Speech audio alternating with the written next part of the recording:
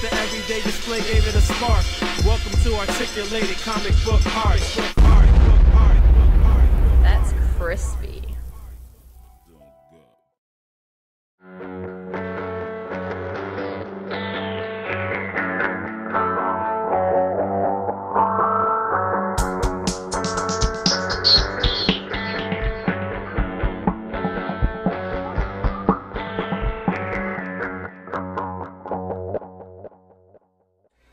Hey, what's up you guys? This is Century Productions, and today I'm going to be reviewing the Dawn of the Planet of the Apes Neca Caesar figure. So here we got Caesar. He's from the Dawn of the Planet of the Apes. If you guys haven't seen it, go out there and check it out. I saw it in 3D. It was awesome. Way better than the first one, but still giving credit to the first one because they did a really good job on both of them. So you'll see Caesar here, and it looks like he's in some sort of tribal war paint or something like that. And this is a non-spoiler review. I'm not reviewing the movie by any means, but this get-up or his tribal, his paintings or whatever on him is basically derived from the beginning of the movie when him and the rest of the apes are hunting. So, you know, they're trying to come off as scary, and plus a good way to start the movie too. So that's why he's got all these like little white marks all over him, and his face is painted. Which is really cool. But let's check out this face. I think they did a really nice job on the sculpt on this guy. I think they really got his likeness down. They did two other characters from, was it Koba and the orangutan. I can't remember his name for the life of me, but who would have thought we would have got a toy line for Dawn of the Planet of the Apes? I'm just glad they did, because I remember watching like halfway through the movie, I'm like, man, I can't wait to go home and like pose these guys. So really cool figure, lots of articulation. I mean, first off, the sculpt on him alone is just really nice. You can see how, like I said, how nice this head sculpt is, and they did a really good job of making that paint look like it's some sort of tribal paint, you know, like something he would put on his face. I think they did a really good job of that.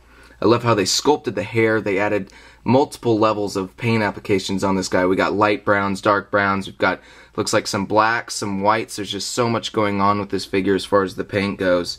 It's really cool. It's a really sick figure. It's sculpted beautifully. I mean, they did such a good job. You can really see that regular brown show up on the legs down here really well. And it's kind of got like this little glistening type of look to it. It's kind of a little glossy. And you can definitely see that in the eyes. Eyes look like he's almost weeping. How glossy they are. They look so good.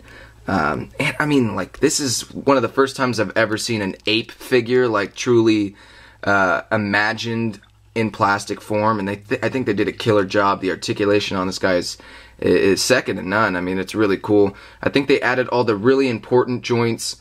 There's a couple I would have liked to see, but for the most part, I think they did a pretty killer job. You can even see on the inside lining of his arm right here that you can kind of see his skin underneath that hair, which is really nice. And they did a great job sculpting these hands here. And you can see all the white paint. So a couple things first. He comes with two sets of hands. I got an example of each of them right here. So he's got two slightly closed fists as well as two slightly opened fists. I think this is for the, you know, where they bow their head and they're trying to get respect from the other apes. That's how the ape culture works, if you guys didn't know. If the leader shuns a certain member of the ape family, then everyone shuns them. So you kind of get a pretty good example of that in the movie. I'm not going to go into too much detail though. So those are the two examples. Other than that, you get this really nice spear. So you got to take it apart, or it comes unassembled, and you just kind of fit it right in the hole, push it in. Unfortunately, it doesn't like fit all the way in, which kind of sucks. But you can see how nicely detailed this is. It looks like something they took from a tree, wrapped some leaves or vine around it or something like that. Looks like maybe this was some bone. This is really nice paint application though, so this came out very well. Fits in his hand really snug, and it just really gives that tribal look to Caesar, which is just awesome. I love this accessory. So as far as the articulation goes, guys, the head moves left and right. kind of up and down, not really, not too big a range of motion right there. One of the joints I would have loved to see was at the bicep, but this isn't Hasbro who's making these figures, so I understand. But we got one at the top of the arm, which goes front and back. Got 2 points actually at the elbow, even though it only looks like one. So it goes up and down right here. It turns 360 degrees as well. It's slightly hindered because of how this hair around the elbow is sculpted. So you're going to get a little resistance, but not too much. Go into the hand, and you can pop the hand off fairly easily, and you can see what they're working with underneath there. So you just kind of pop that on, and you kind of got free range, which I like this. I like this articulation right here. That's nice. We go down into the abdomen, and we got a huge range of motion actually. So this goes front and back, 360 degrees. It's not hindered whatsoever, just really nice. And you can see they continue the detailing well up into the articulation right here, which I always think is a must. Based on the fact that you might be getting them some certain positions, and you might be seeing up there. I hate how figures aren't painted beyond what you see with the articulation, so I'm glad they went like that. Go down into the legs, and we got, looks like it's just a standard ball joint, and it's hidden pretty well by all this hair that's been sculpted on. I think they did a pretty nice job on that. That goes up and down, side to side, not too big a range of motion.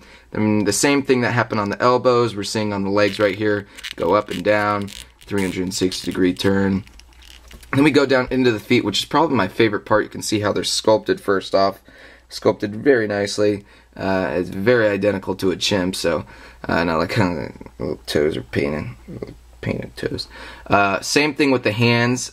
You can pop these off. Doesn't come with extra hand or extra feet, but same deal. You get a pretty good range of motion out of that, which is really nice.